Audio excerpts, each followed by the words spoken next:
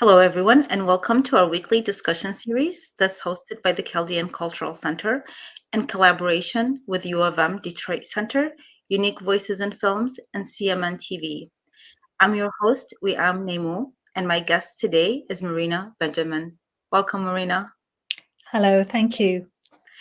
So, we are celebrating Women History Month in March, of course, and then tomorrow is International Women's Day. So, we're honoring the special women all over the world, and you are the first this month that we're interviewing, Marina.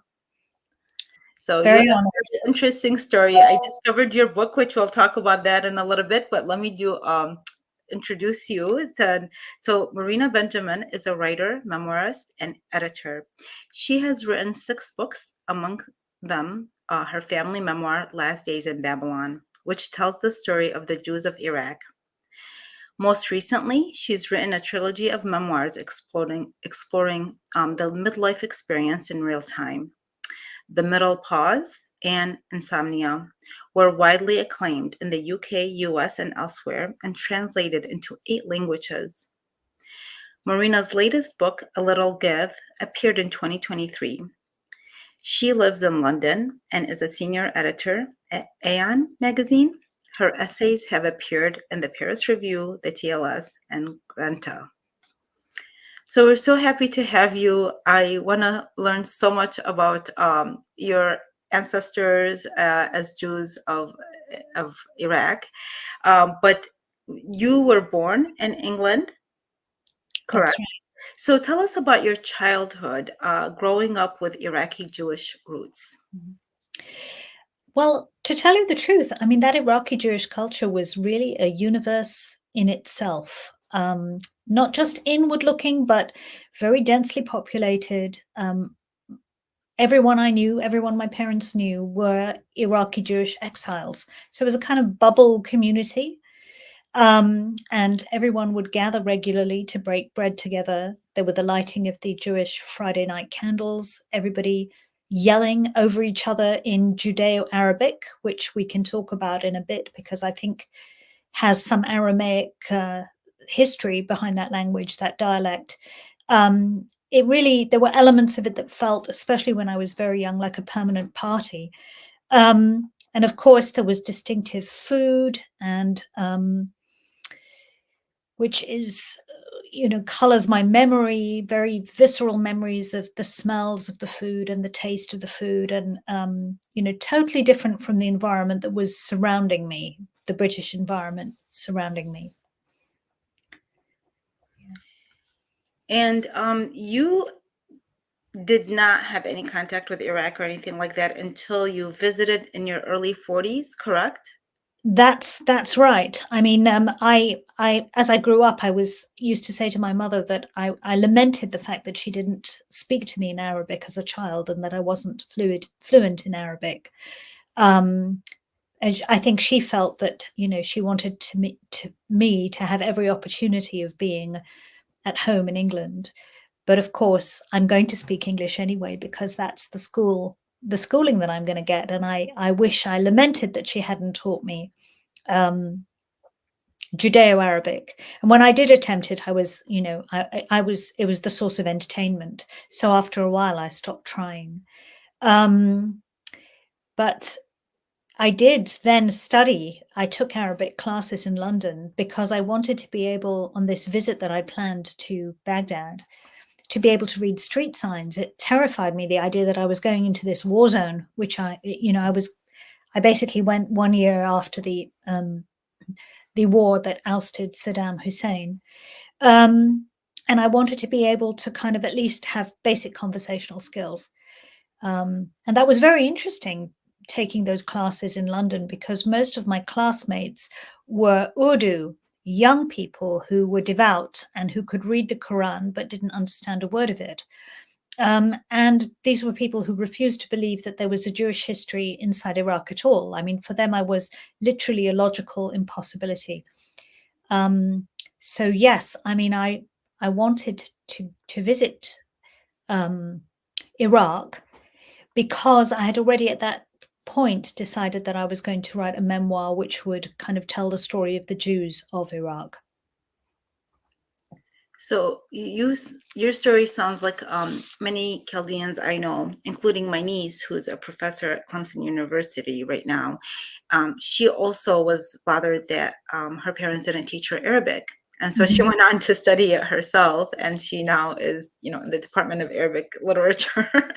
um, but also for the same reasons that I think it sounds like your parents, her parents, which her dad is my brother, felt that they wanted her to have the best opportunity, as many Chaldeans have, and then there was some tensions between certain Mhm. communities, so that was another factor. And then they tried to lean more towards the Aramaic language, but it is always useful to know these different languages, especially. I mean, I was born in Baghdad, so I know how to speak Arabic, but it's very useful in general, regardless of one's feelings about Mhm. it.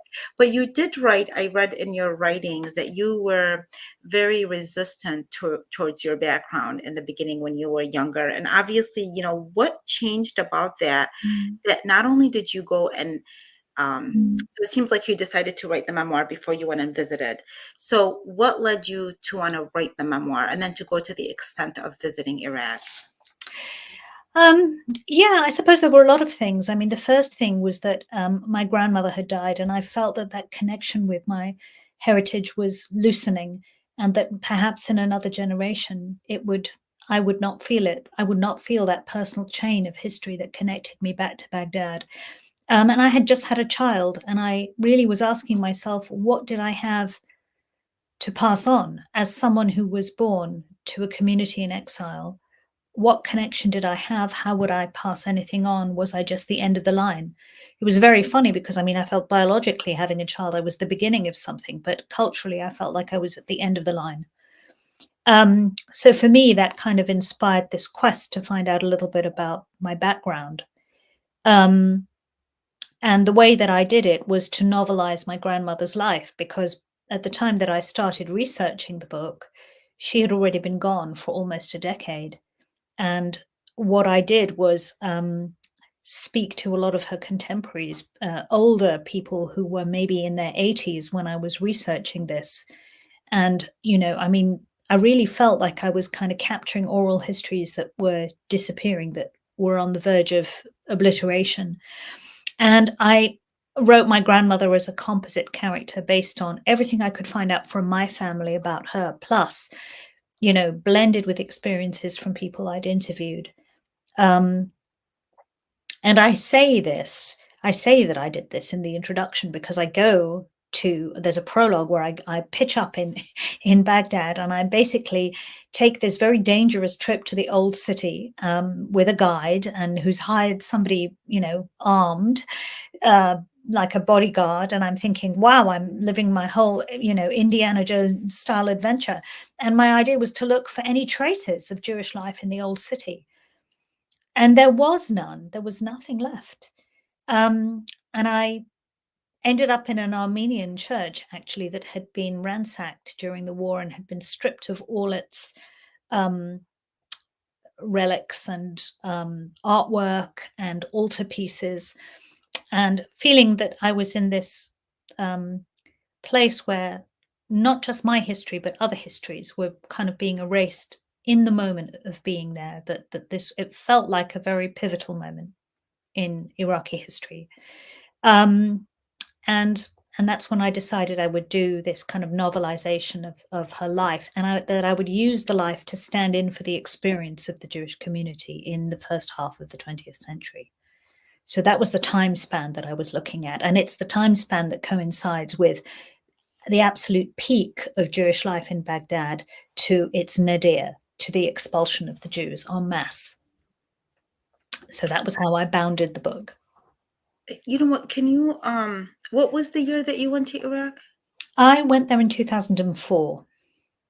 2004. So that was right after the invasion. That was right after the 2003 That's invasion. right. Yes, So, yes, yeah, so you were entering a war zone basically.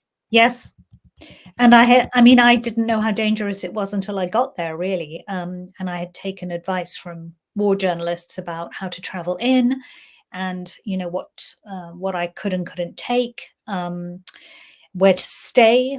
Yeah, it was all a bit hairy, really. But I'm so glad I did it looking back, because it's the only opportunity that I would have had at any time since to be there. That's true.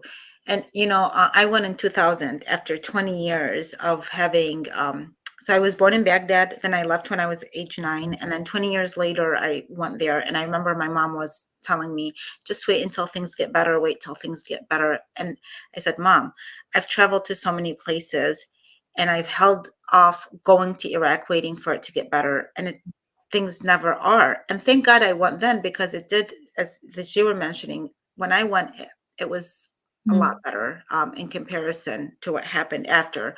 But it wasn't, I don't think, any better for the Jewish community, even while I was there, Mm. because Mm. there's a very rich history there, but unfortunately, things have changed. If you can share with us a little bit about that, Mm. about the history of the Jews in Iraq, and what has happened to them over the decades. Well, the Jews were initially taken to Iraq as captives with the sacking of the first temple by Nebuchadnezzar. So they were taken to Babylon, where they were enslaved, and they were toiling on the earth, and they were building buildings and singing songs of lament. And that's where the books of Ezekiel and Isaiah were written, was addressing these Jews in exile, promising them a homecoming. When they were actually allowed a homecoming some centuries later, when Babylon had been defeated by Persia, and Cyrus basically said, "Go home, Jews." And most of the Jews were so settled in Babylon that they didn't leave. And so that's the birth of the Iraqi Jewish community. There are people who were brought there from Judea in about 538 BC and who simply stayed. So the community was some 2,000 years old. The language is very interesting. That was spoken by the Jews of Iraq was a mixture of Hebrew that they arrived with, the Aramaic that was spoken in Babylon, and of course later the Arabic that was integrated into the language. And over time, it became more Arabic and then fewer trace words from Hebrew and Aramaic. But the Babylonian Talmud was written in Aramaic.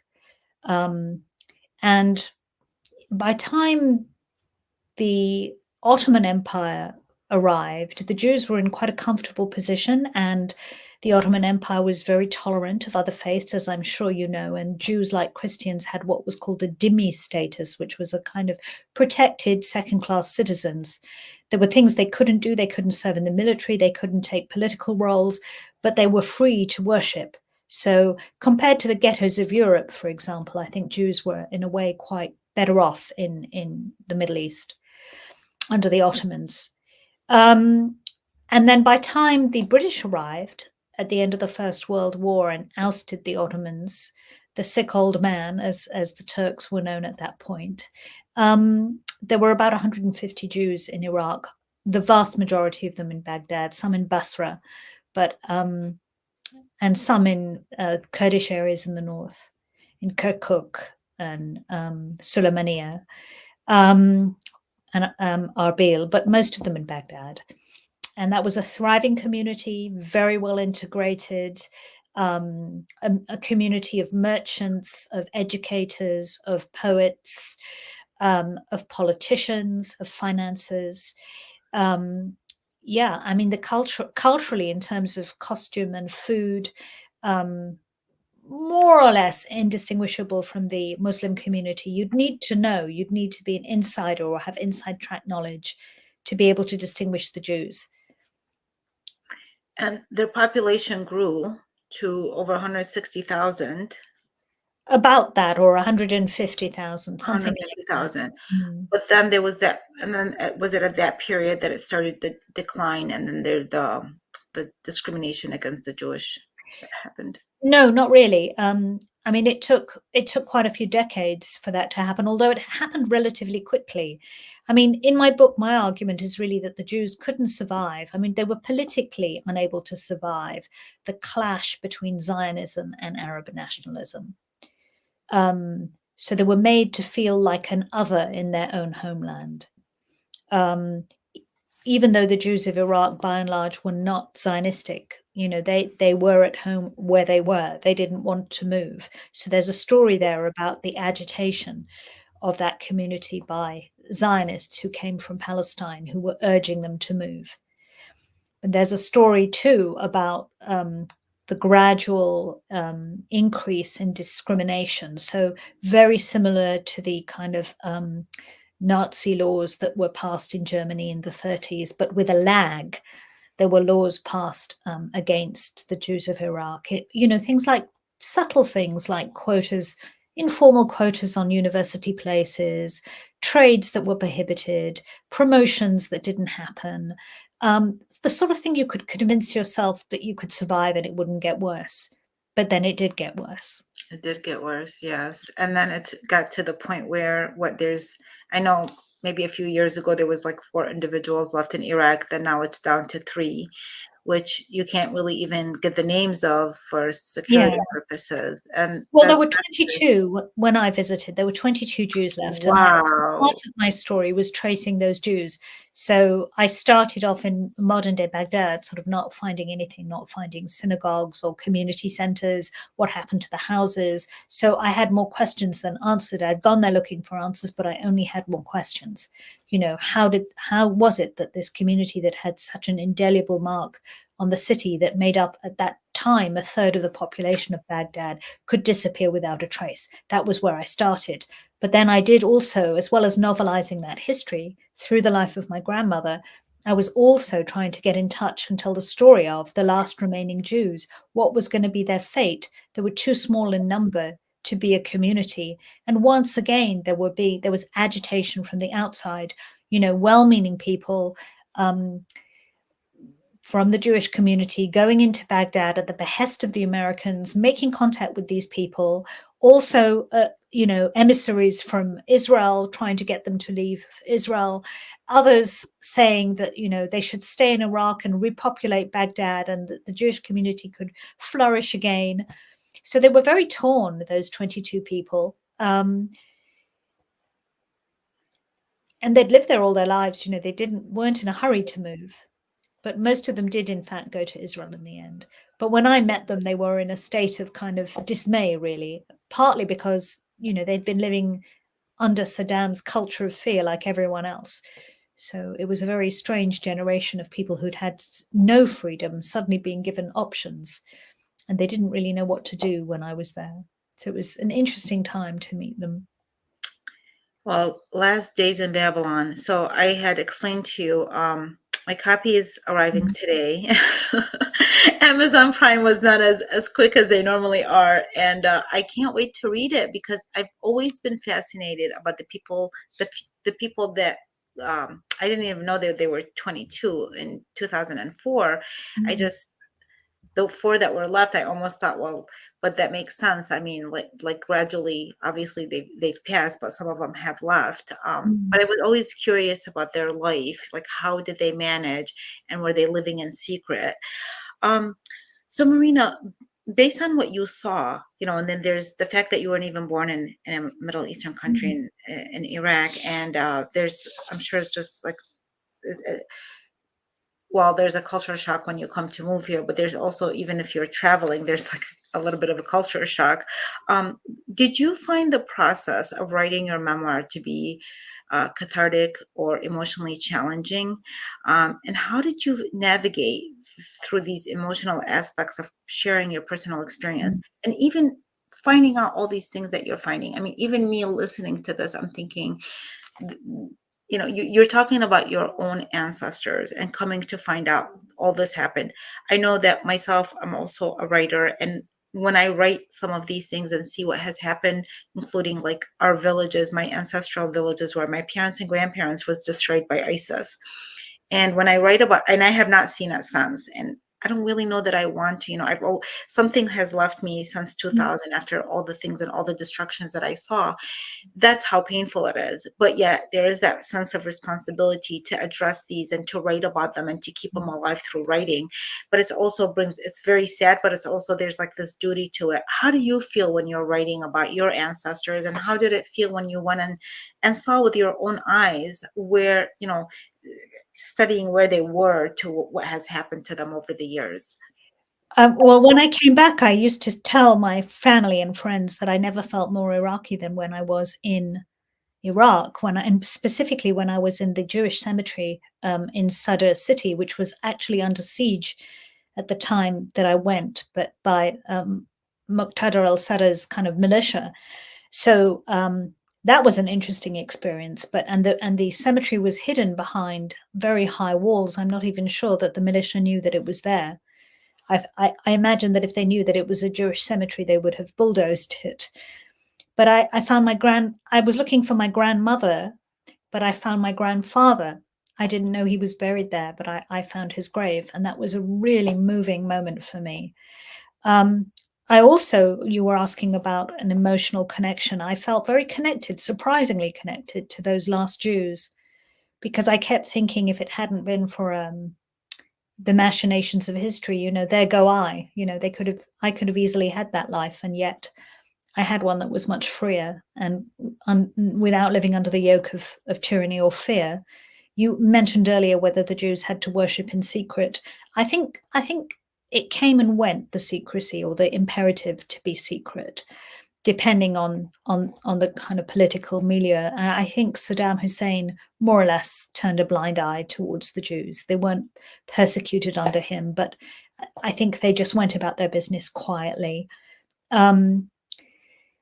I also felt emotional, I suppose, about kind of, I felt like I was meeting some sort of duty I'd imposed on myself to tell the story of these people.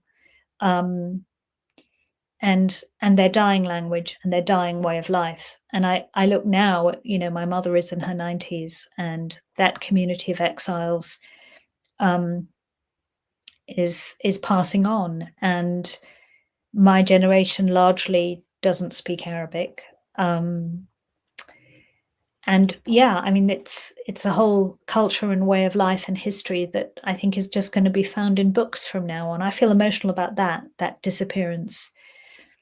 Um, Well, we're excited to have your book in our library. I think it's a very important book that, Thank given that what has happened to the Jews of Iraq, which I heard that in Israel, the Iraqi Jewish people, I've heard this from so many people, like Israelis or from any other country, they are so true to Iraq.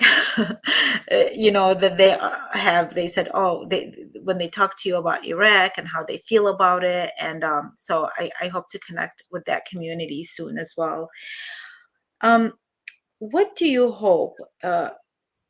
What message do you have in this book, if anything? What do you want your readers to take away from your story?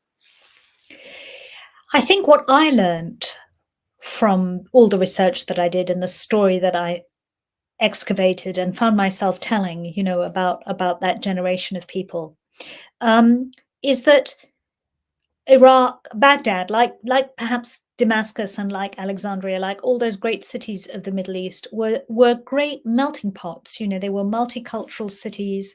They were, resplendent in terms of architecture, arts, and culture. In Baghdad, you had this mixture of Turks, Christians, that's Coptic, Chaldean, Armenian, Muslims, Kurds, Jews, Yazidis. I mean, it was just a very incredible melting pot. And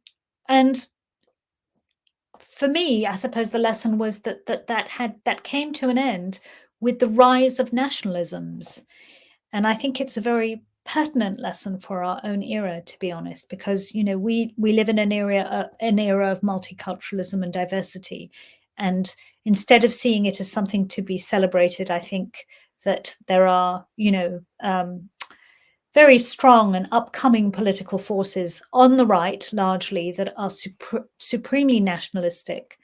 And you look at the migrant situation in Europe, and you have all these right-wing governments who don't want to house people who are migrants. You have horrible right-wing populists like Donald Trump pursuing a similar agenda in the US. And so those histories, the message for me is that, you know, we had these great cities in the Middle East and elsewhere in the world that kind of were multiculturalism avant la lettre, you know, before people, you know, had the benefits of cheap air travel, or, you know, before it was normal to live abroad and work abroad. You know, these places were um, extraordinary, I think, for their kind of forward-looking cultures and their melting pot identities. And for me, that was the great lesson, really. And to preserve that idea and that ideal of what diversity can look like. Were there certain stories that you felt that you omitted from the book, for whatever reasons? Did you just feel like it's maybe doesn't either doesn't serve the story, or I don't know, maybe they were too difficult to address? Did you experience any of that? What went in and what stayed out was dictated by the narrative, really, for me. I wanted to tell a really good, gripping story about my grandmother's life.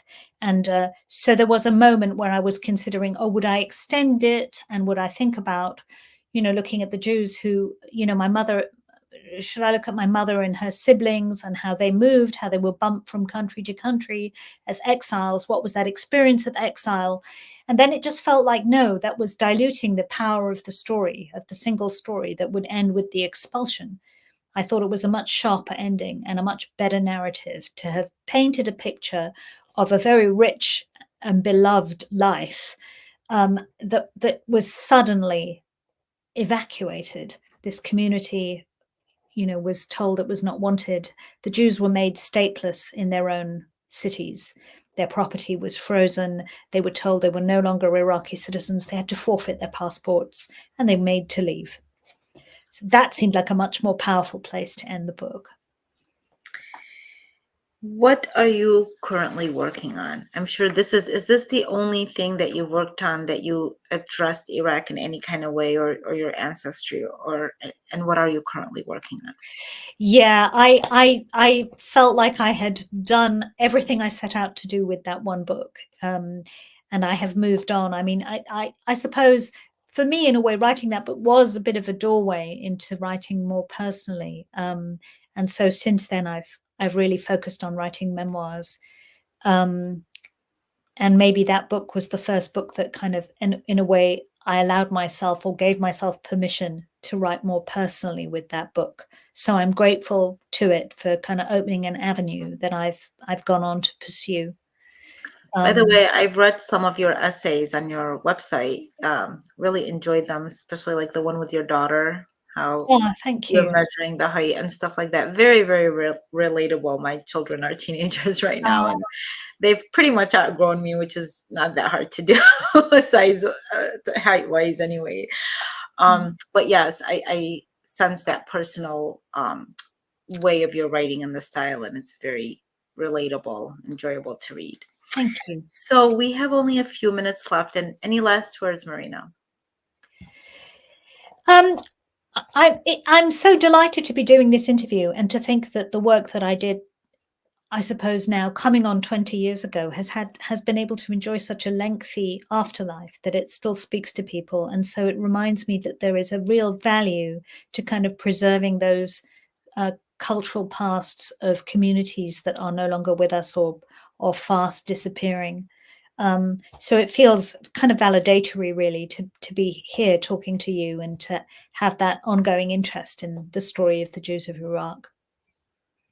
Thank you. We no, actually, when I found it, I was so happy to find it because we're always, Iraq, a lot of people, whoever has left it, and even I found a lot of people like yourself who were not even born there, and they still have that deep feeling for that region. And so, and your book is important in many, in so many ways, aside from being a memoir, but like it's that is the last of the Jews that stayed there. And right now, as I mentioned earlier, we're incorporating more material about the Jews in Babylon in our new museum. So this topic is very important for us as well. Thank you so much, Marina, for joining us today, and we look forward to your future works. Thank you very much, William. Thank you. Thank you, everybody, for watching, and have a wonderful day. Bye-bye.